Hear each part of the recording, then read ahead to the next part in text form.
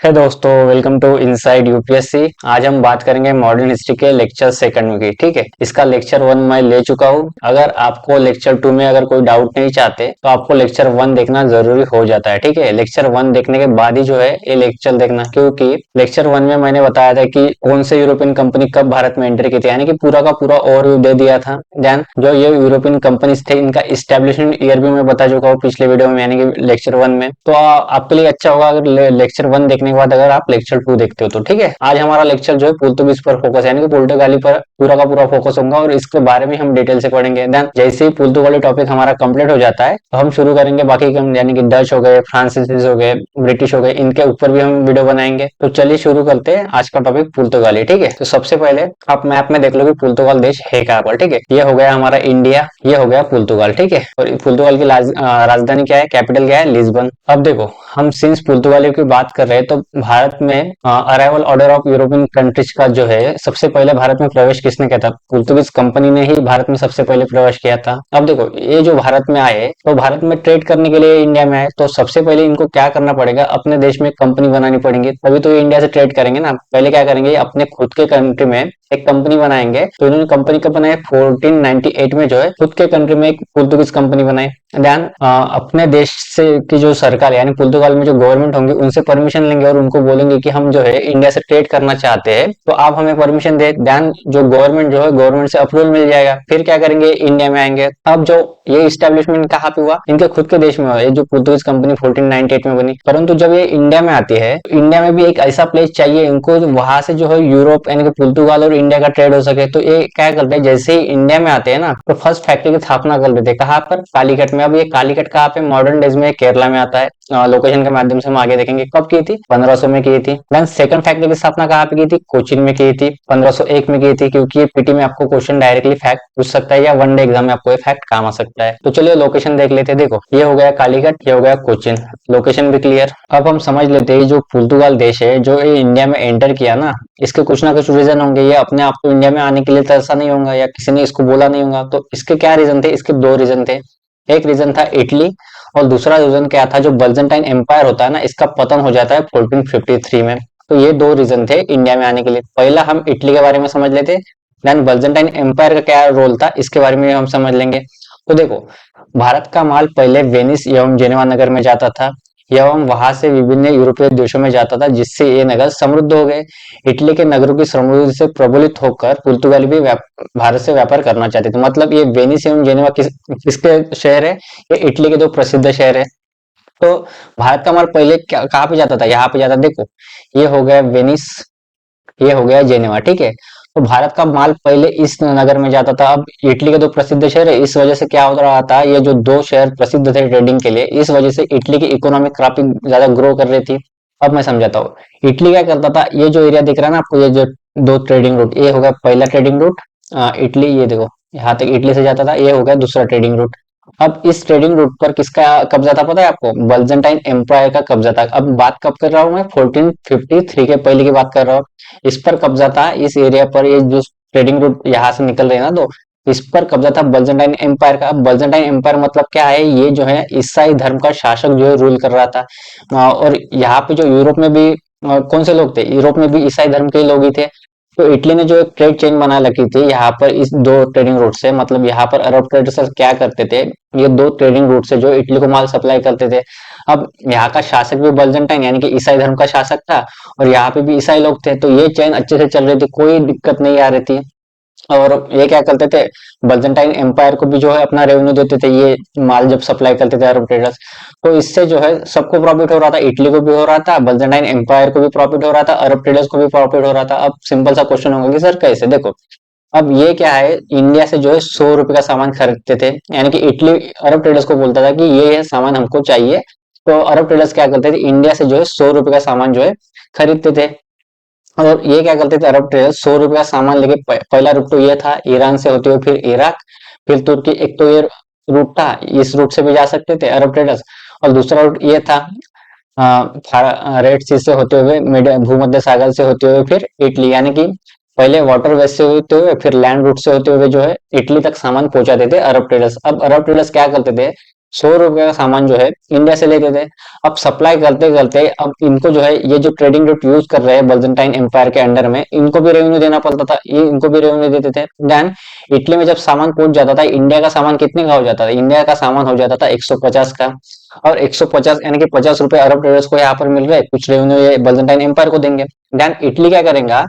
Italy जो है ना 150 रुपए का सामान जो इंडिया से खरीदा ना, तो ये जो है डेनमार्क को डिस्ट्रीब्यूट करेगा। यानी कि यूरोप के अदर देश है इटली से सामान खरीदते थे इंडिया का, यानी कि यूनाइटेड किंगडम हो गया, फ्रांस हो गया, स्पेन हो गया, पुर्तगाल जो है इटली से सामान खरीदता था। अब इटली ने कितने में खरीदा? 150 में खरीदा। अब इटली क्या करेगा? इन देशों को जो है 200 रुपए में बेचेगा सामान।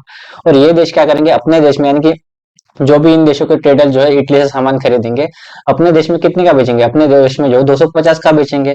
अब इंडिया से अरब ट्रेडर्स यानी कि इटली ने एग्जैक्टली 150 में माल खरीदा, यानी कि एग्जैक्ट माल कितने का था? 100 रुपए का था। अब फाइनली यूरोप के अदर देश में पहुंचते पहुंचते ये सामान कितने का हुआ? 250 का। यानी कि जो है यूरोप के अदर देशों को जो है 150 रुपए जो है ज्यादा देना पड़ रहा है, यानी कि एग्जैक्ट सामान की कीमत क्या थी? 100 रुपए थी। अब इससे क्या हो रहा था? इससे जो है सबको प्रॉफिट हो रहा था, बाइजेंटाइन एम्पायर को भी प्रॉफिट, अरब ट्रेडर्स को भी प्रॉफिट, यानी कि इटली को भी प्रॉफिट। परंतु इसके जो है लॉसेस कौन से देश फेस कर रहे थे यूरोप के? ये डेनमार्क फेस कर रहा था, यूनाइटेड किंगडम फेस कर रहा था, फ्रांस कर रहा था, स्पेन कर रहा था, और पुर्तगाल जो है लॉसेस फेस कर रहा था, क्योंकि इनको जो है 150 रुपए ज्यादा देना पड़ रहा था। तो इन्होंने सोचा कि जो इटली की जो है मोनोपोली है ना इस ट्रेडिंग पर, भारत के है, भारत के बोलो या साउथ ईस्ट एशिया, अब या साउथ ईस्ट एशिया में कौन आता है? ये थाईलैंड हो गया, वियतनाम हो गया, फिलीपींस हो गए, इंडोनेशिया हो गए, मलेशिया हो गए। परंतु हम इसके कंटेस्ट में नहीं पढ़ेंगे, क्योंकि हम जो है पुर्तगाली और भारत के बारे में पढ़े, तो हम इंडिया के कंटेस्ट में ही पढ़ेंगे। ठीक है, इनको आप इग्नोर करना। ठीक है, अगर ज्यादा नॉलेज चाहिए तो आप पढ़ सकते हो, परंतु हम नहीं पढ़ेंगे अभी लेक्चर में। सामान कितने का पड़ रहा था? यूरोप के अदर कंट्री को जो है 250 का सामान हो रहा था, इंडिया का 100 रुपए का सामान। अब इन्होंने सोचा कि इटली की जो मोनोपोली है इसको हमें चैलेंज करना पड़ेगा। अब आपके दिमाग में एक क्वेश्चन आ सकता है, सर देखो इटली डायरेक्टली ट्रेड कर रहा था ना अरब ट्रेडर्स से, अरब ट्रेडर्स से बोल रहा था ना कि इंडिया से 100 रुपए का सामान लो और हमें ला के दो, फिर हम जो है यूरोप के कंट्रीज को बेचेंगे। तो इटली की तरह जो है ये भी तो देश जो है अरब ट्रेडर से डायरेक्ट कांटेक्ट करके या इंडिया से डायरेक्ट कांटेक्ट करके 100 रुपए का या 150 रुपए का सामान खरीद सकते हैं। परंतु क्या होता है दोस्तों, 1453 के पहले जो है यूरोप के अदर देश जो है इटली के तरह जो है शक्तिशाली नहीं होते, मतलब जो है इनके पास संसाधनों की कमी होती है। जैसे मान लो एग्जांपल इंडिया और चाइना, अगर 2022 के पहले की हम बात करें तो हम भी जो है चाइना पर एक्सपोर्ट हमारा डिपेंड था, यानी कि चाइना से हम वस्तु जो है इंडिया में मंगवाते थे। क्यों?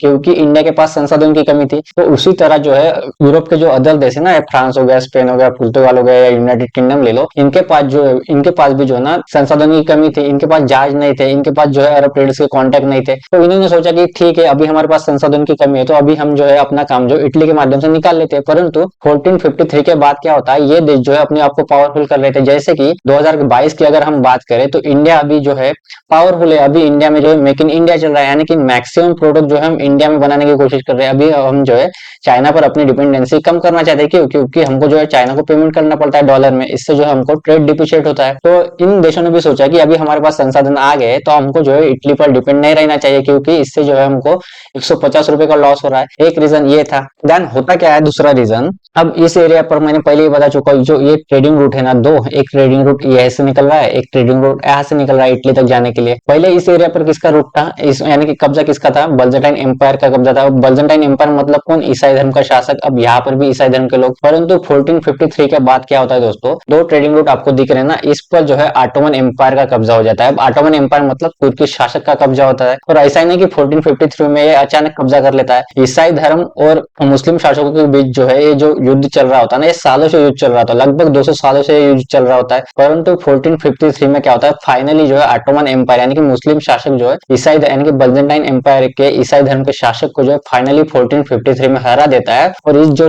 जो ट्रेडिंग रूट है ना, ये दो ट्रेडिंग रूट, इस पर जो है फाइनली कब्जा कर लेता है। अब इससे क्या होता है, इससे जो है इटली ने जो चेन बना के रखी थी ट्रेडिंग रूट की इंडिया से, ये जो दो मार्ग से, अब बाइजेंटाइन एम्पायर के अंदर तो चल रहा था, परंतु जैसे ही ऑटोमन एम्पायर आ जाता है तो ये जो है ट्रेड चेन जो है बाधित हो जाती है 1453 के बाद। तो इस वजह से क्या होता है, अब यहाँ से जो है ट्रेडिंग रूट बंद हो जाती है, मतलब बाधित हो जाती है, पूरी तरह से बंद नहीं होती। ठीक है, एक फैक्ट आप याद रखना। ठीक है, इटली अभी भी ट्रेड करने की कोशिश करता है, क्योंकि इटली जो है इटली के पास काफी सारा पैसा होता है, क्योंकि ये सालों से जो है इंडिया से ट्रेड कर रहा होता है। परंतु अदर यूरोपियन कंट्रीज जो होते हैं ये सोचते कि देखो भाई इस एरिया पर जो है अभी तक हमारे भाई ने शासन किया था, यानी कि ईसाई धर्म के, यानी कि बाइजेंटाइन साम्राज्य कौन था? ईसाई धर्म का शासक वाराणसी था, तो इस एरिया पर हमने सालों से राज किया था। अब हम ऑटोमन एम्पायर के अंदर यानी कि मुस्लिम शासक के अंदर जो है इन पर डिपेंड नहीं रह सकते और इनके अंडर में हम ट्रेडिंग नहीं करेंगे ये दो रूट से, और इन पर जो है डिपेंड नहीं रहना चाहते थे ये, क्योंकि यहाँ पर जो कंजर्वेटिव टाइप के लोग थे स्पेन और पुर्तगाल में, और ये मुस्लिम शासक पर जो है डिपेंड नहीं रहना चाहते थे। पहला रीजन ये।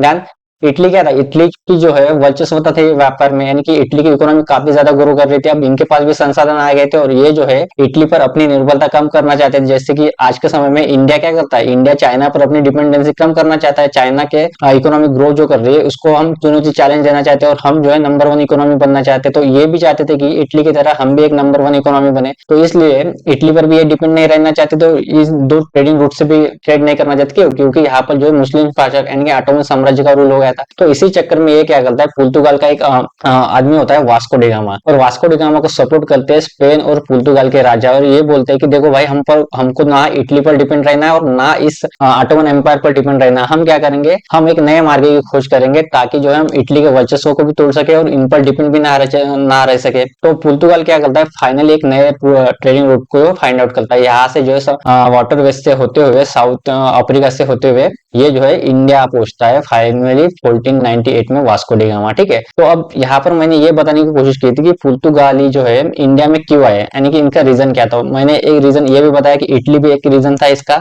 देन बाइजेंटाइन साम्राज्य का जो पतन होता है ना, इस वजह से भी जो है ये पुर्तगाली जो है इंडिया में आना चाहते हैं। अब हम पढ़ेंगे पुर्तगाली के बारे में डिटेल से। ऑल दो 15th सेंचुरी में भारत में वास्को डी गामा के आगमन से कई शताब्दी पूर्व यूरोपीय यात्री आते रहे थे। फिर लैंड रूट से हो गए, वाटर वे से हो गए, यानी कि बाइजेंटाइन साम्राज्य के तहत भी हमने देखा, और ऑटोमन साम्राज्य के एडी में बार्थोलोमो डियाज नामक एक पुर्तगाली अफ्रीका के दक्षिणी सिरे तक पहुंच गया और इस जगह को केप ऑफ गुड होप कहा गया। हालांकि वह 1488 में लिस्बन लौट गया। लिस्बन क्या है, पुर्तगाल की राजधानी। अभी मैं पढ़ के बता रहा हूँ, इसको जो एक्सप्लेन करूंगा मैं आगे। ठीक है, आया और इसके लगभग 10 वर्ष के अंतराल पर 1498 में वास्को द गामा भारत पहुंचा। वास्को द गामा की मदद जो है गुजराती व्यवसायी या व्यापारी अब्दुल माजिद ने की थी। देखो अब समझते हैं अब क्या होता है। अब जो है यहाँ इस एरिया पर किसका है, देखो ऑटोमन एम्पायर का रूल था और इटली की जो है वर्चस्व होता है। इन दोनों को जो है चैलेंजेस करना चाहता था पुर्तगाल देश और स्पेन देश, और इन पर जो है डिपेंड नहीं रहना चाहता था। अब क्या करता है, इसी चक्कर में जो है भारत के लिए नए ट्रेडिंग रूट की खोज करने की शुरुआत करते हैं। तो 1487 में क्या होता है, बार्थोलोमो डियाज उसका नाम का एक व्यक्ति होता है। ये क्या करता है, ये भारत की खोज के लिए निकलता है, परंतु 1487 तक जो है वो केप ऑफ गुड होप तक पहुंच पाता है। परंतु इसके आगे का रास्ता यानी कि इंडिया के इस पॉइंट से जो है आगे का रास्ता जो है इंडिया के लिए इसको नहीं फाइंड आउट होता, यानी कि ये जो है वापस चला जाता है अपने देश में, यानी कि 1488 में वापस चला जाता है। और इसके 10 वर्ष के अंतराल बाद जो है वास्को डी गामा फिर से कहता है कि देखो मैं अभी बार्थोलोमो डियाज ने प्रयास कर लिया और सफल नहीं हो पाया। ये जो केप ऑफ गुड होप से होते हुए ये लिस्बन वापस लोग गए, यानी कि पुर्तगाल वापस आ गया, क्योंकि इसको जो है आगे का रास्ता नहीं मिला था इंडिया का। तो ये कहता है कि देखो आगे का रास्ता मैं पता करूंगा। अब केप ऑफ गुड होप तक तो बार्थोलोमो डियाज ने जो है रास्ते का पता कर ही लिया था। तो ये क्या करता है, ये पहुंच जाता है। ठीक है, 1497 तक जो है केप ऑफ गुड होप पहुंचता है। अब कैसे भी कर ये क्या करता है, ये मोम्बासा द्वीप तक पहुंचता है। ठीक है, मोम्बासा द्वीप पर ये जैसे ही पहुंचता है ना, यहाँ पर इसको कुछ इंडियन दिखते हैं। अब्दुल माजिद नाम का एक गुजराती व्यापारी होता है, ये दिखता है। तो ये कहता है वास्को डी गामा इससे कि भाई आप यहाँ आप कौन हो। तो ये कहता है मैं एक इंडियन जो है व्यापारी हूँ। तो ये कहता है कि देखो, वास्को डी गामा कहता है इससे कि मुझे जो है इंडिया का रास्ता बताओ। तो ये मना कर देता है, परंतु ये क्या करता है वास्को डी गामा, इसके कनपट्टी पर गन रख देता है। अब बोलता है कि रास्ता बता दे कि कैसे उड़ाओ। तो ये सोचता है कि देखो भाई जान जाने से अच्छा इसको रास्ता बता दूं। तो ये क्या करता है, फाइनली जो है इसकी मदद से जो है इंडिया पहुंच जाता है 1498 में। देखो 1498 में जो है कालीकट पहुंचता है। जब वास्को डी गामा से उसके आने का उद्देश्य पूछा गया तो उसने उत्तर दिया कि वह भारत में ईसाई धर्म के प्रचार तथा गरम मसाले के व्यापार के लिए आया है। इस प्रकार 1498 में इस नए समुद्री मार्ग की खोज का श्रेय वास्को डी गामा को जाता है। यूरोप से भारत की जल मार्ग की खोज एक युगांतकारी घटना सिद्ध हुई।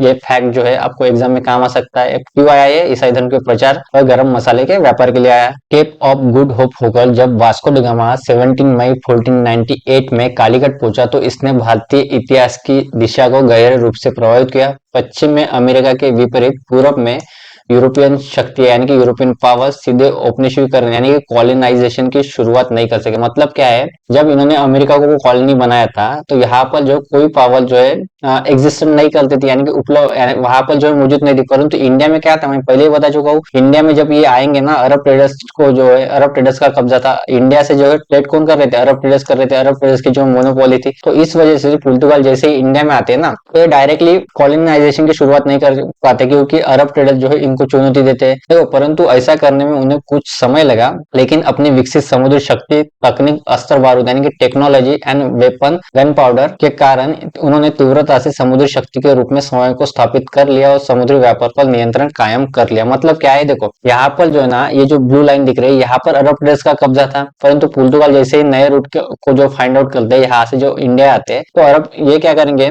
इंडिया के जो शासक होंगे उनसे उनसे बोलेंगे कि हमको जो है ट्रेडिंग करने की परमिशन दो। परंतु अरब ट्रेडर्स इनको चैलेंज करेंगे और इनको जो है परमिशन देने के लिए मना करेंगे जो इंडिया का शासक होगा। तो ये क्या करेंगे, अरब ट्रेडर्स इनको चुनौती देंगे पुर्तगाली को। परंतु पुर्तगाली इतने होशियार होते हैं कि अरब ट्रेडर्स को धीरे धीरे हटा देते हैं, और यहाँ पर जो है इनके पास समुद्री जहाज अच्छे होते हैं, गन पाउडर होता है, तकनीक होती है, बारूद होती है। तो इस वजह से अरब ट्रेडर्स को हटाकर जो है इस समुद्र पर जो है, इस पूरे ट्रेड पर जो है पुर्तगाली फाइनली जो है कब्जा कर लेंगे। देखो, पुर्तगालियों ने धीरे धीरे पूर्वी व्यापार को अरब के व्यापारियों से छीन लिया। इस व्यापार से पुर्तगाल की व्यापार में वृद्धि हुई। देखा देखी डच, अंग्रेज और फ्रांसीसी ने भी भारत से व्यापार करना शुरू किया। इन विदेशी व्यापारियों में भारत के लिए आपस में प्रतिद्वंदिता चलती थी, और इनमें से हर एक का यह इरादा था कि दूसरों को हटाकर अपना अश्नु अधिकार स्थापित करे। मतलब क्या है, देखो जैसे ये इंडिया में आए पुर्तगाली, अब इंडिया पर किसका मोनोपोल था, अरब ट्रेडर्स का दबदबा था इंडिया पर, यानी कि अरब ट्रेडर्स जो इंडिया से ट्रेड कर रहे थे। अब अरब ट्रेडर्स को चैलेंज करने के लिए आए पुर्तगाली। पुर्तगाली क्या करेंगे, अरब ट्रेडर्स को हटाकर जो है समुद्र पर जो है नियंत्रण स्थापित कर लेंगे। किसका वर्चस्व हो गया, पुर्तगाली का। अब पुर्तगाली जो है इंडिया से माल लेकर जाकर जो यूरोप के अदर कंट्रीज को बेच रहे, जैसे इटली बेचता था। अब इन देशों ने भी सोचा कि हम जो है पुर्तगाल पर भाई क्यों डिपेंड रहे, इससे जो है पुर्तगाल की इकोनॉमी ग्रो करेंगे और हमको जो लॉसेस फेस करने पड़ेंगे। तो पुर्तगाल के पीछे पीछे अब नए समुद्री मार्ग की खोज हो चुकी थी, तो पुर्तगाल के पीछे पीछे कौन आ गए, डच भी आ गए थे, अंग्रेज भी आ गए थे, तो फ्रांसीसी भी आ गए थे। परंतु अब जैसे पुर्तगाली का वर्चस्व था, ये डच भी चाहते थे कि इंडिया पर वर्चस्व हमारा हो, और अंग्रेज भी चाहते थे कि इंडिया पर वर्चस्व हमारा हो, फ्रांसीसी भी चाहते थे कि इंडिया पर वर्चस्व हमारा हो। जैसे क्या करते हैं, अरब को कौन हराते हैं, पुर्तगाली। अब पुर्तगाल को कौन हराएंगे पता है, डच और ब्रिटिश मिलकर इसको हरा देंगे, और ब्रिटिश ही जो है डच को भी हरा देंगे, और ब्रिटिश ही जो है फ्रांसीसी को भी हरा देगा। और इनका इरादा क्या था, इन सब में जो है इनका इरादा एक ही था कि इन सबको हराकर जो है मेरी मोनोपोली स्थापित हो। पुर्तगाल भी चाहता था कि मेरी मोनोपोली इंडिया पर स्थापित हो, ब्रिटिश भी चाहता था कि मेरी मोनोपोली इंडिया पर स्थापित हो, और फ्रांसीसी भी चाहता था कि मेरी मोनोपोली जो है इंडिया पर स्थापित हो। परंतु होता क्या है, इन सब में जो है ब्रिटिश फाइनली विजय होते हैं, और ब्रिटिश जो है इंडिया पर राज करेंगे आगे। देखो, व्यापार की रक्षा तथा वृद्धि के लिए इनको यह आवश्यक प्रतीत हुआ कि अपनी राजनीतिक सत्ता यानी कि भारत में जो है ना पॉलिटिकल पावर और इकोनॉमिकल पावर जो है स्थापित करना चाहते थे। क्यों, क्योंकि इंडिया का ट्रेड बहुत इंपॉर्टेंट था इन देशों के लिए। यह संघर्ष बहुत दिनों तक चलता रहा, और अंग्रेजों ने अपने प्रतिद्वंदी पर विजय प्राप्त कर ली, और सन 1764 के बाद इनको कोई प्रबल प्रतिद्वंदी नहीं रह गया। मतलब क्या है, अंग्रेजों ने पहले स्ट्रगल किससे किया, यूरोपियन पावर से स्ट्रगल किया पहले। देन अब ये स्ट्रगल किससे करेंगे, जैसे ही यूरोपियन पावर को हरा देंगे, यानी कि पुर्तगाल को भी हरा देंगे, डच को भी हरा देंगे, और फ्रांसीसी को हराने के बाद ये क्या करेंगे, 1757 में एक तो प्लासी का युद्ध होता है, देन 1764 में एक बक्सर का युद्ध होता है। तो पहले ये संघर्ष करेंगे यूरोपियन पावर से, देन ये संघर्ष करेंगे इंडिया के पावर से। इंडिया में किसका रूल था, मुगल साम्राज्य का रूल था, ये मुगल से भी संघर्ष करेंगे, देन ये बंगाल में भी संघर्ष करेंगे, देन ये हैदराबाद के निजाम से भी संघर्ष करेंगे, फिर मराठाओं से भी संघर्ष करेंगे, फिर मैसूर के शासक से भी संघर्ष करेंगे, फिर पंजाब से भी संघर्ष करेंगे, और ऐसा करते करते इन सबको हराने के बाद जो है होल इंडिया पर जो है ना राज करेंगे। परंतु ये अब हम इस लेक्चर में नहीं पढ़ेंगे, क्योंकि ये जब ब्रिटिश पढ़ेंगे ना हम तब पढ़ेंगे, पर ये फैक्ट यहाँ पर आ गया था इसलिए मैंने आपको यहाँ पर बता दिया। देन यूरोपीय शक्ति में पुर्तगाली कंपनी ने भारत में सबसे पहले प्रवेश किया। भारत के लिए नए समुद्री मार्ग की खोज पुर्तगाली व्यापारी वास्को डी गामा ने 17 मई 1498 को भारत के पश्चिमी तट पर अवस्थित बंदरगाह कालीकट पहुंचकर की। इसमें समझाने लायक कुछ नहीं है, लोकेशन देख लो आप, ये हो गया कालीकट। यहाँ पर पहुंचकर जो है 1498 में जो है वास्को डी गामा ने इंडिया से ट्रेडिंग की शुरुआत की। वास्को डी गामा का स्वागत जो है ना कालीकट के तत्कालीन शासक जेमोरियन ने किया था। अब ये जेमोरियन इसका नाम नहीं था, ये उसकी कालीकट के शासक की उपाधि थी। एक फैक्ट आप याद रख लेना, पीटी में पूछ सकता है। उसने कालीकट के राजा से व्यापार अधिकार प्राप्त कर लिया, पर वहां सालों से स्थापित अरबी व्यापारियों ने उसका विरोध किया। मैं पहले भी बता चुका हूँ, अरब व्यापारी इनको बार बार विरोध करेंगे। तत्कालीन भारतीय व्यापार पर अधिकार रखने वाले अरब व्यापारियों को जेमुरिन का यह व्यवहार पसंद नहीं आया, अतः उनके द्वारा पुर्तगालियों का विरोध किया गया। अरब व्यापारियों की आपत्तियों के बावजूद कालीकट के शासक जेमुरिन ने वास्को डी गामा को व्यापारिक अधिकार रियायत पत्र प्रदान किया। मतलब क्या है, इसने कहा कि आप जो है कालीकट में जो ट्रेडिंग फैक्ट्री स्थापित कर सकते हो और यहाँ पर ट्रेड कर सकते हो, परंतु अरब ट्रेडर्स ने जो है इसका विरोध किया। अब हम समझते हैं कि देखो जेमुरिन ने जो है वास्को डी गामा का स्वागत क्यों किया, देन अरब ट्रेडर्स द्वारा जो है पुर्तगालियों का विरोध क्यों किया, एक रीजन हमको ये समझना पड़ेगा। तो देखो ये जैसे ही वास्को डी गामा इंडिया पहुंचता है ना, तो ये जो जेमुरिन है वास्को डी गामा का स्वागत कर रहा है, ये जो अरब ट्रेडर्स जो है देख रहे हैं और विरोध करने लग रहे हैं कि देखो भाई कौन अजनबी आए और ये जो है जेमुरिन भाई साहब इसका स्वागत कर रहा है, इससे जो है हमको लॉसेस फेस करने पड़ेंगे। तो सबसे बड़ा क्वेश्चन ये है अभी कि कालीकट के शासक जेमुरिन ने वास्को डी गामा के भारत आने पर उसका स्वागत क्यों किया और इनका विरोध अरब ट्रेडर्स ने क्यों किया, इसको हम समझते हैं अगले स्लाइड पर। देखो अब देखो, जब पुर्तगाल देश आने से पहले की बात हम करेंगे, ठीक है। एक कंपनी है अरब ट्रेडर्स की। अब अरब ट्रेडर्स की कंपनी क्या करती है, ये मोबाइल बनाती है। मान लो कि मोबाइल है 1 लाख का। अब सिंगल कंपनी है कालीकट में, कालीकट का जो शासक है जेमुरिन के अंडर में एक सिंगल कंपनी जो मोबाइल फोन बनाती है। तो ये मोबाइल फोन कौन ले पाएगा 1 लाख का, जिसके पास पैसे ये लेंगे, ये लड़का भी लेगा, ये लड़का भी लेगा, इनके पास पैसा है। परंतु कुछ लोग क्या है यहाँ पर उदास बैठे हुए। अब ये जो सिंगल कंपनी, ये भी हालांकि जेमुरिन को रेवेन्यू देंगे, राजस्व देंगे, ठीक है, परंतु अभी सिंगल कंपनी से इसको रेवेन्यू मिलेगा। और कुछ लोग इस पर जो है डिपेंड नहीं रह सकते, क्योंकि ये लोग जो है गरीब है। तो ये जो है, ये जो कंपनी 1 लाख का मोबाइल बना रही है ना, ये लोग नहीं खरीद सकते। क्यों? क्योंकि इनके पास इतना पैसा ही नहीं है। ये जो लोग है ये काफी अमीर है, तो ये जो है मोबाइल परचेस कर सकते हैं 1 लाख का। तो जेमुरिन को ये बात पता थी कि मान लो कि अरब ट्रेडर्स की अगर सिंगल कंपनी जेमुरिन कालीकट में रहेगी तो इस पर जो है सभी लोग जो है सेटिस्फाई नहीं हो सकेंगे। तो इसी वजह से जो है जेमुरिन ने जब पुर्तगाली देश आया ना, इसका स्वागत किया। अब क्यों किया, देखो मार्केट में पहले क्या थी, अरब ट्रेडर्स सिंगल कंपनी थी, इससे भी राजस्व मिल रहा था कालीकट के शासक को। परंतु एक नए कंपनी से आने की वजह से कालीकट के शासक को और एक राजस्व प्राप्त हो जाता था। कालीकट के शासक को इससे भी राजस्व प्राप्त होता था, इससे भी हो जाता, यानी कि एक फायदा ये हो जाता था। देन अभी जो ये बोर्ड ऑफ डायरेक्टर होंगे इनके, ये क्या करेंगे, ये तो सिंगल कंपनी की जो है मोबाइल बना रही है 1 लाख का, परंतु एक नई कंपनी आने के, यानी कि पुर्तगाल की एक कंपनी आ रही थी अब कालीकट के शासक के अंदर में। और कालीकट के शासक ने कहा कि ठीक है, आप भी कंपनी बना सकते हो, आप भी यहाँ पर व्यापार कर सकते हो। तो इस वजह से क्या होता था, अब ये क्या करेंगे, ये जो है 1 लाख का मोबाइल बनाती थी कौन, अरब ट्रेडर्स की कंपनी।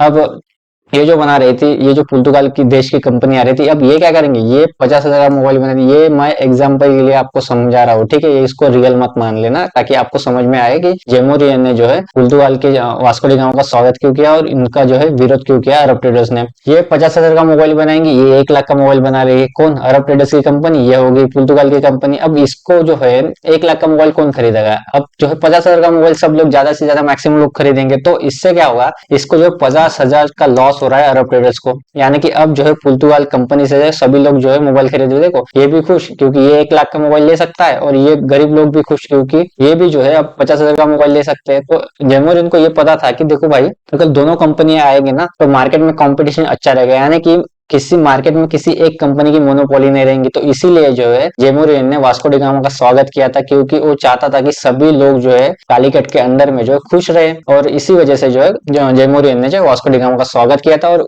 इन्होंने विरोध क्यों किया था अरब ट्रेडर्स ने, क्योंकि 1 लाख का मोबाइल पहले इकलौती कंपनी बेच रही थी अरब ट्रेडर्स, ठीक है, परंतु इनके वजह से ये जो 50,000 का मोबाइल बना रही, अब इनको भी 1 लाख की प्राइस अपनी कम करनी पड़ेगी, क्योंकि कंपटीशन करना है ना अभी मार्केट में। जो सारे के सारे लोग क्या करेंगे, 50,000 का मोबाइल ही खरीदेंगे। तो इस वजह से जो है 50,000 का जो लॉस हो रहा था ना अरब ट्रेडर्स को, जो मोनोपोली अभी जाने वाली थी, क्योंकि इकलौती मोनोपोली इनकी थी पुर्तगाल आने के पहले, यानी कि वास्को डी गामा आने से पहले 1 लाख का मोबाइल सेल हो रहा था, परंतु अब ये ऐसा नहीं कर पाएंगे। तो इनको जो व्यापार में भी लॉस होगा और इनकी मोनोपोली भी चली जाएंगी, अब ये मोनोपोली नहीं रहेंगी। तो इस वजह से जो है अरब ट्रेडर्स ने पुर्तगालियों का विरोध किया था। एक एग्जांपल मैंने आपको बताया समझने के लिए, ठीक है, इसको रियल मत मान लेना, फिर से मैं कह रहा हूँ। देन वास्को डी गामा जब भारत से लिस्बन वापस जाता है तो वह जाता है गोवा से, ठीक है। अब आया कहाँ पे था, देखो जब आया था ना वो कालीकट में आया था, ये हो गया कालीकट। और अब जा रहा है, जब ये पुर्तगाल वापस जा रहा है लिस्बन, तो ये जा रहा है गोवा से। एक फैक्ट आप याद रख लेना, पीटी में आपको या वनडे एग्जाम में आपको ये फैक्ट पूछ सकता है। 1499 में स्वदेश लौटते समय वो भारत से मसाले ले गया था जो 60 गुना अधिक दाम पर बिके थे, यानी कि मान लो इंडिया से इसने 100 रुपये का सामान खरीदा होगा ना,